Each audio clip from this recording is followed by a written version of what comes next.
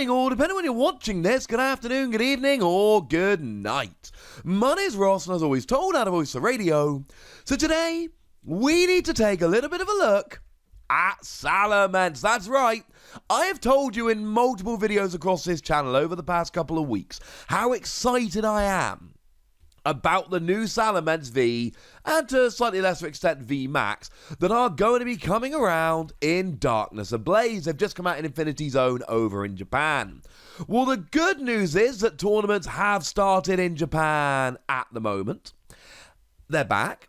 And the lovely Talonite X over on Twitter has gone and shown us 2 winning Salamence V Decklists. So let's get rolling, shall we? Now, it is built around the V and the VMAX. They both get a lot of play. For me, my favourite thing about Salamence is free colourless energy, and you do 30 damage to each of your opponent's Pokemon. That is a lot of spread that adds up very, very quickly. Now, 4 energy 160 is fine, but it is unspectacular, I think would be a polite way to put it. But I tell you what, ladies and gentlemen, it's still kind of cool, and it's still kind of fun. And it's there and it's useful if you need it, but mostly we're spreading a bunch of damage. Then you move over to the VMAX and you get 1 colourless energy, 40 damage to 2 of your opponent's Pokemon. And I know you're only damaging 2 rather than all of them, but there are so many 70 HP Pokemon out there, like Jirachi, like Galarian Zigzagoon. Yeah, both of them are going to be coming up in the not too distant future, that it really is, it's going to be beneficial being able to hit 70 damage. There will be plenty of turns where the VMAX just takes 2 prizes with 1 attack, and that's going to be kind of beautiful. But the 2 lists we have here are very, very different. Now, one of them is a darkness-themed deck, so to speak. Now, obviously, you've got Crobat V, who's just got Shaman's ability, but limited to once per turn. And yes, that does show up in both the decks. That shouldn't be terribly surprising. That's not what we're really focusing on here. What we have in the Darkness deck is we actually play a copy of Evil Tal GX. And why do we play a copy of Evil Tal GX? Because it gets an instant 1-hit KO on any Pokemon with its GX attack. Bearing in mind, there isn't another GX attack we're really looking to use here, if they've got exactly 4 damage counters on them. But what's the I hear you say? Salamence only drops 3 damage, not 4, though the VMAX will drop 4 incidentally. Yeah, you play Galarian Zigzagoon. Play it from your hand to your bench, drop a damage counter, and then they've got 4 and you get a 1-hit KO. Even against a gigantic Eternatus VMAX with 340 HP, you drop a Galarian Zigzagoon once they got 3 damage on, and then you get a 1-hit KO with Evil Tal. That's pretty gosh darn good, I'll be honest with you. And this list, that's all it plays other than Jirachi. Jirachi is very much the engine here. You've got Jirachi to use the ability. If it's in the active, look at the top 5 cards of your deck, find a trainer, put it in your hand, go to sleep, free retreat with escape board. We've seen that once or twice. And then you literally just, and obviously Crobat, and then you've just got 2 Galarian Zigzagoon and 1 Evil Tal. It is very much a spread deck. But bearing in mind, you can hit 240 damage with the VMAX, that is still pretty high. And then you've got the Evil Tal, which should give you a cheeky KO at one point during the game. And that is it. It is a straightforward deck. Now, I did tell you I had 2 deck lists. I lied to you. I actually have 3. And the other 2 are Porygon Z deck lists. And the theory here very simply is that Porygon Z lets you attach as much special energy from your hand during your turn as you like. So this means you can get rolling nice and quickly. But this one actually ends up being kinda tricksy in terms of the Pokemon line. Yes, we still play Crobat for a little bit of consistency, and for what it's worth, we also play a Dedenne here for a little bit of consistency. But then we play ourselves a Cramorant V. That's the one that can hit 160 to your opponent's bench. It's really quite good.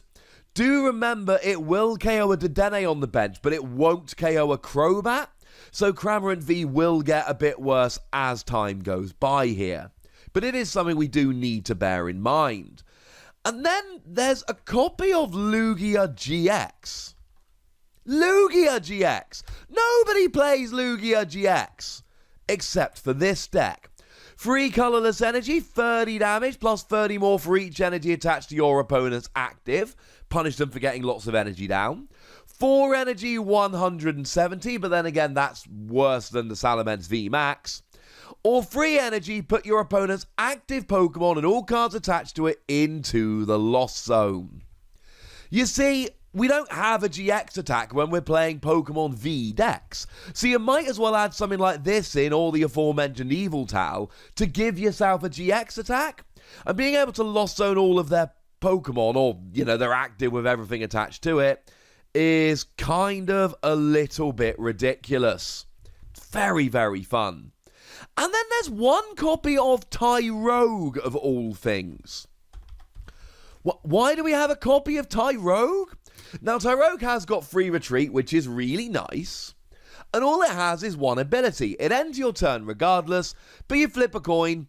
If heads, you get to put 3 damage counters on one of your opponent's Pokemon. Well, if you go first, you're not allowed to attack.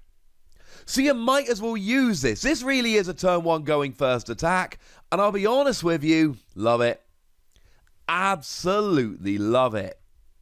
Now, the other Porygon Z list we see is kind of similar. We see Cramorant being played, we see Dedenne being played, and we do actually see a couple copies of Oranguru, the one from Sword and Shield, which again just gives yourself a little bit of extra consistency, taking away the tricksy Pokemon.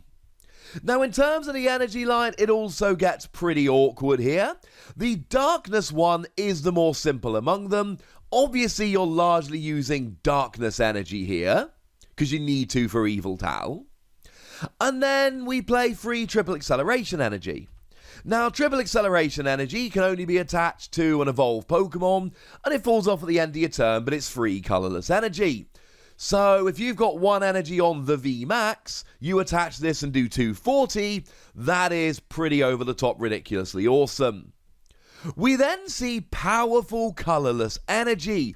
This is the new energy, which is colourless, but is basically strong energy. You do an extra 20 damage to your opponent's active. So now, like the VMAX does 60 to the active, 40 to one of the bench. That's pretty nice. And then there's a copy of Weakness Guard energy, because we need to make sure we're not getting taken out by weakness. Remember, you are weak to Pikachu and Zekrom. That's not great. And maybe Pikachu and Zekrom goes away because Eternatus VMAX is so good, but it's still not a risk we want to take. The Porygon Z decks clearly revolve very, very much around special energy, and there are a few we want to play. Obviously, Powerful Colourless Energy still becomes a really good option. Triple Acceleration Energy is still a really good option. Weakness Guard Energy remains a really good option. I'll be honest with you, it's a lot of what we saw previously. We do, however, add in Capture Energy. When you attach it, you get to search your deck for a basic Pokemon and put it on your bench. So you can use it to go and get something like your Porygon or your Oranguru, something along those lines. It's kind of cool. We can live with it, ladies and gentlemen. It's all right. Now, and Recycle Energy. Recycle Energy is really good if you're playing the Porygon Z list, because Porygon Z lets you attach as many special energies you like during your turn, and Recycle Energy, when they get discarded, they just bounce back to your hand. So clearly, being able to just reattach them with Porygon is pretty gosh darned awesome. Now, I'm not going to go through every single trainer in all of the lists. A lot of it is what you should be expecting. Obviously, our supporters of choice are Professor's Research. Discard your hand, draw 7. Marnie, both players shuffle the hand and put them on the bottom of the deck. You draw 5, your opponent draws 4. Less aggressive, but really nice for allowing you to kind of disrupt your opponent while you get going. Obviously, Boss's Orders is awesome. Obviously, we're seeing lots of Pokemon Search because we've got evolutions and all of that. The Porygon list will probably end up playing Evolution Incense as well as your Quick Ball for your basics. Pokemon Communication becomes a really nice one because you tend to be playing quite a few Pokemon in this particular list.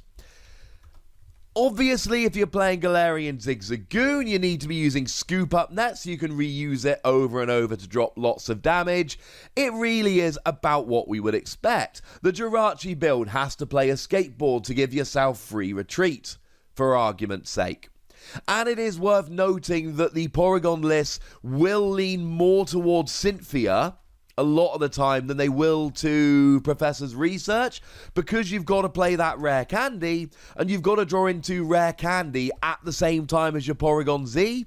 You want to be probably shuffle drawing a little bit more often than discarding your hand, which can go wrong, and then to that effect you also get a bit of Erica's Hospitality.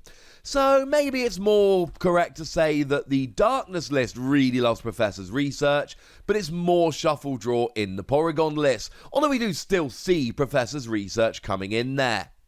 It's very, very cool, ladies and gentlemen. Very, very cool. Now, if we show you the free deck list, here is the Darkness list. I really like this one. I worry that the energy's a bit harder to get on, but it's a bit more consistent being basics except for your VMAX, and you've got the instant one-hit KO with Evil Towel that I'm a huge fan of. Here is the first Porygon Z list. This is the one that plays Tyrogue and is, again, it's just such a fun deck, and it looks really, really cool. And then you've got your Lugia in there as well. And here's the second Porygon list, which goes a little bit more straightforward with the couple of Oranguru, but does play the 2 copies of Cramorant so that you can really kind of go for it in terms of hitting the bench. I adore Salamence VMAX. I cannot sit here and tell you for absolute certain that it will end up being amazing, but certainly if I can already show you free winning deck list for Salamence, and tournaments only just started up again with these new cards, I think it is fair to say that it's very likely that it is going to end up being really, really good, and Salamence V and VMAX is absolutely legit. But then again, you're spreading damage in the early game, and when that stops being viable, you start hitting for 240 damage. Can't be the only one that thinks that's good. Plus, you're combining it with Porygon, which is one of my favourite Pokemon ever, so I'm all in, ladies and gentlemen. I'm all in. But I would like to know what you think. So let me know in the comment section. Go nuts, be nice. And then make sure you like this video, subscribe to this channel, follow me on Twitter at TheWassy, and Twitch for some live action at twitch.tv/PTCGRadio. If you want to support the channel, get some bonus podcasts and all that good stuff, head on over to patreon.com/PTCGRadio, where you can do exactly that. But by far the most important thing, as always, look after yourselves till next time, would ya? Thank you very much for watching. My name's Ross, and you've been watching PTCG Radio.